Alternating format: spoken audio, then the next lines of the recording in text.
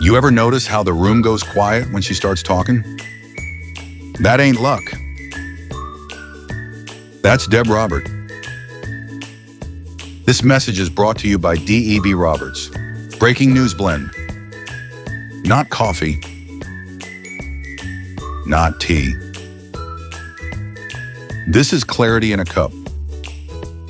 One sip and suddenly, you're asking the right questions. You're smelling the bullshit before it hits the desk. You're looking dead into the camera like, nah, try again. Crafted for late nights, early mornings, and moments when the truth's hiding behind a cheap headline. No fluff. No spin. No anonymous sources named Trust Me, Bro. Just sharp focus, calm authority, and that unshakable look that says, I already know. Because when chaos hits, you don't need noise. You need Deb Roberts. Deb Roberts of Breaking News Blend. Stay sharp, stay grounded, and never blink first. Brought to you by Pizzaverse Studios, where the truth don't stutter.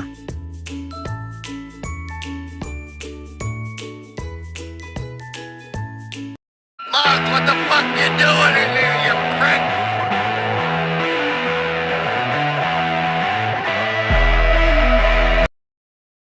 The torture chambers of Cicero. Inside the Chicago outfit's secret interrogation rooms. A Pizzaverse Studios documentary. A Palermo Productions original. Written by Bambi Palermo. Narrated by Vincent DiPrio. Chicago. The city where organized crime perfected the business of power. For decades, the Chicago outfit controlled gambling, labor unions, nightclubs, trucking routes, and political influence across the Midwest.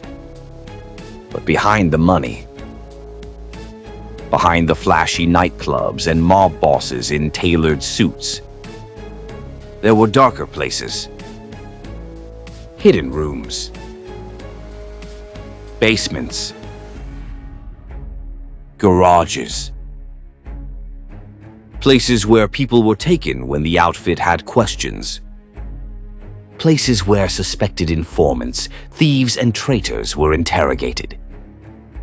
And sometimes, never seen again. In the suburb of Cicero, Illinois, just outside Chicago, rumors circulated for years about secret torture locations used by the outfit. These weren't myths. They were real. And at the center of those stories was one of the most feared figures in Chicago's criminal history. Mad Sam DeStefano. A mob enforcer whose reputation for cruelty terrified even his own allies. A man the FBI would later describe as one of the most sadistic criminals in organized crime. This is the story of the torture chambers of Cicero, and the man who turned them into instruments of fear. Cicero, the outfit's safe haven. To understand Cicero's role in organized crime, you have to go back to the Prohibition era. In the 1920s, when Chicago police pressure increased on Al Capone's operations inside the city, Capone moved much of his business to Cicero. The suburb became a mob stronghold. Local politicians were corrupted. Police departments were infiltrated. And outfit operations flourished with little interference. Even decades later, Cicero remained a place where the Chicago outfit could operate with relative freedom. Businesses connected to the mob quietly controlled gambling, loan sharking, and rackets across the neighborhood. And inside some of those buildings, there were rooms that served another purpose. Interrogation. Mad Sam's reputation. Sam DeStefano wasn't just a loan shark operator. He was something far more disturbing. While most mobsters preferred quick executions, DeStefano believed in intimidation. And intimidation meant pain. Federal investigators later uncovered disturbing stories about his methods.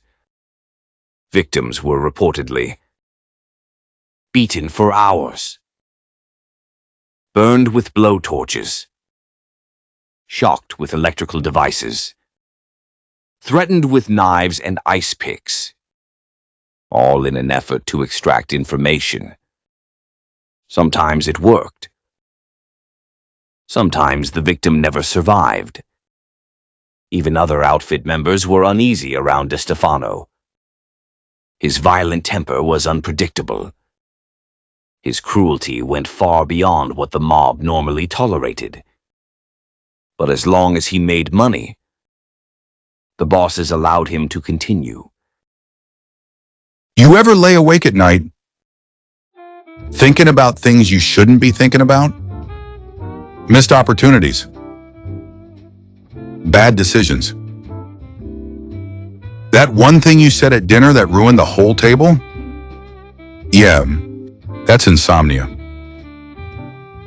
Dr. Sal Monetti, MD, allegedly. Hi, I'm Dr. Sal Monetti. And for over 20 years I've helped people sleep. Until the state told me to stop. Dr. Monetti ain't your average doctor. He didn't learn medicine from textbooks. He learned it from experience. Courtrooms. Back rooms. And one very intense malpractice hearing. People come to me saying, "Doc, I can't sleep. My mind won't shut off." I tell them,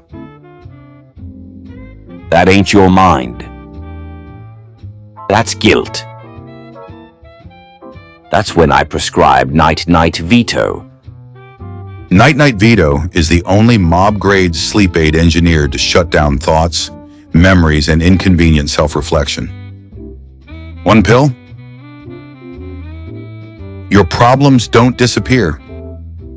You just don't care anymore. Patients sleep through family arguments, construction noise, and in one case, a full indictment. That's results. No dreams. No nightmares. Just pure, uninterrupted, federally unapproved rest. Side effects may include loyalty, amnesia, and suddenly agreeing with whoever's talking. If symptoms persist, good, that means it's working. Customer testimonials. Larry Wong, I took one Night-Night Veto. Next thing I know, it's Tuesday. Frank Pecoraro, I slept so good I forgot who I was mad at. Still don't remember. Feels great. Doctors hate him. Lawyers fear him. The FDA won't return his calls. Is Night-Night Veto right for you?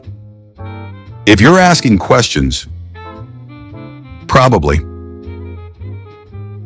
Sleep like you're in witness protection because you can't stress about tomorrow. If you never fully wake up, Night-Night Veto is not a real medication. Doctor may not be real.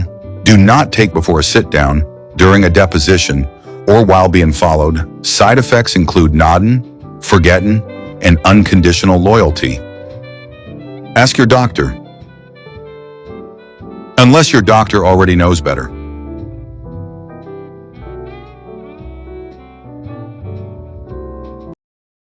The interrogation rooms. Investigators later pieced together accounts from informants, police records, and witnesses that suggested several buildings connected to DeStefano's operation were used for interrogation. Victims were brought in quietly, usually late at night, sometimes blindfolded, sometimes beaten before they even arrived. Once inside, they were tied to chairs or restrained. Then the questioning began. The goal wasn't always murder. Often the outfit wanted information. Who was cooperating with police? Who had stolen money? Who was talking too much?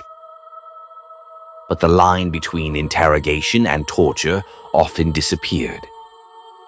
And when DeStefano was involved, the situation could escalate quickly. Fear inside the mob. What made DeStefano unusual wasn't just his brutality. It was the fact that even other mobsters feared him. Several outfit members reportedly avoided dealing with him directly. Some believed he enjoyed violence far too much. In organized crime, violence is supposed to serve a purpose. It's a tool, a business decision. But with DeStefano, the line between business and cruelty became blurred. That kind of behavior attracts attention. And attention is something the mob hates. The outfit steps in. By the early 1970s, the Chicago outfit leadership began to see DeStefano as a problem. Law enforcement pressure was increasing. Stories about his behavior were spreading. And his unpredictable violence was becoming a liability. Eventually, the bosses made a decision. The same decision the mob makes whenever someone becomes too dangerous. DeStefano had to go. In April 1973, he was lured into a garage. Moments later, gunfire echoed inside the building. Mad Sam DeStefano was dead. The torturer of Cicero had finally met his own fate. The torture chambers of Cicero remain one of the darkest chapters in the history of the Chicago outfit.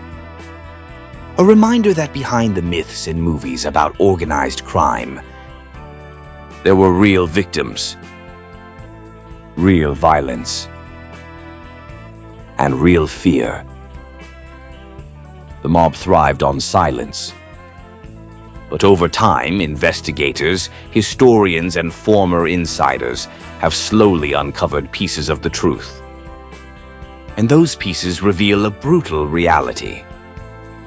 In the world of organized crime, power was often maintained not just with money or guns, but with terror.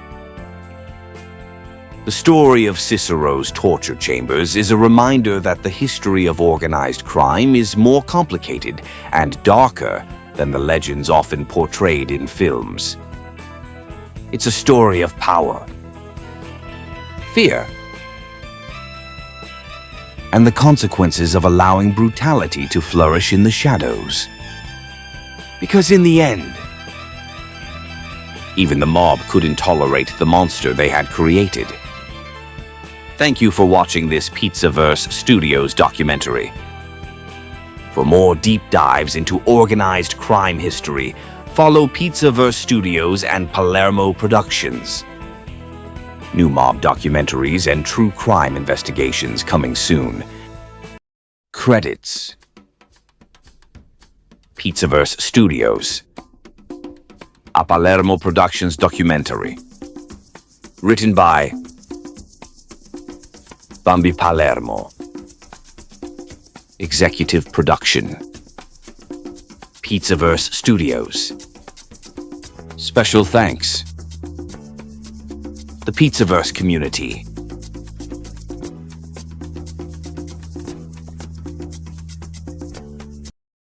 Tired of people saying you're too intense?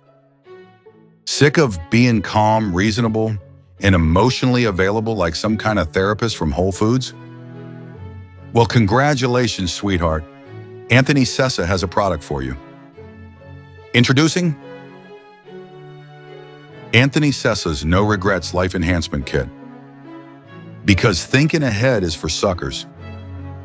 This bad boy comes with a figurative briefcase full of bad decisions. A selective memory filter remembers the glory forgets the indictments. A pair of metaphorical blinders so you never see consequences coming. And a one-way loyalty hotline. You're loyal to everyone. Nobody's loyal to you. Just take one dose and suddenly you're trusting the wrong guy. Saying he's solid about a guy who absolutely ain't. And realizing way too late that you should have stayed home. Side effects may include paranoia, hindsight clarity, sudden realizations, and saying, I probably should have seen that coming. Dirty one hamai warning. Do not mix with common sense, patience, or surviving into old age. Anthony Cessa's No Regrets. Available nowhere. Refunds not accepted. Lessons learned separately. Anthony Cessa. Because history needed a cautionary tale. And buddy, you nailed it.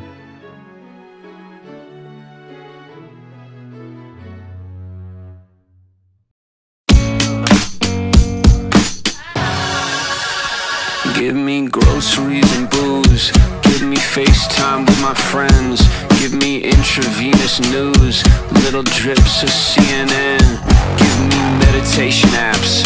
Text me pictures of your dog. Just give me life. Give me peace. Give me noise. Someone give me fucking zen. Someone give me fucking zen. Space, at least 6 feet. Dig my grave, just as deep. I got sex on my mind all the time. Fuck, scrolling through the internet, time suck. I've been feeling flat like a pancake. I could use a hug or a handshake. I could use some drugs or a band-aid. Cooped up in a hole, I wanna lose all my control. I wanna just go on a rampage. Give me wisdom, give me teeth. Give me vision, let me see. Give me courage to confess. Every night I text my ex. Give me girls, give me boys. Give me life, give me peace, give me noise. Someone give me fucking zen. Someone give me fucking zen. Give me fucking zen. I need something to avoid all of my fears and paranoia. Someone give me fucking zen. Yeah. Give me an appetite, give me hope for the afterlife, or a reason to look past tonight. Give me happiness when I found the fame. Give me music that doesn't all sound the same. Give me something that I could look forward to. Give me humans that I could get closer to. You look down at me, but the next thing you know, it's you with the rent overdue. Give me a little bit of piece of your peace of mind. Give me a piece of yours, you'll get the peace of mind. Give me something to do when there's nothing to do, but when I get it, shit'll probably just fuck it up too. Give me 2 steps to the left. Give me 1 step to the right. Give me 1 dance with the volume at 10. And someone, anyone, give me fucking zen. Someone give me fucking zen. Give me fucking zen. I need something to avoid all of my fears and paranoia. Someone give me hope for something better. Give me justice for my cries. Tell me we're all in this together, and if we're not, then tell me lies. Give me love, give me Wi-Fi, give me drugs, give me sky high.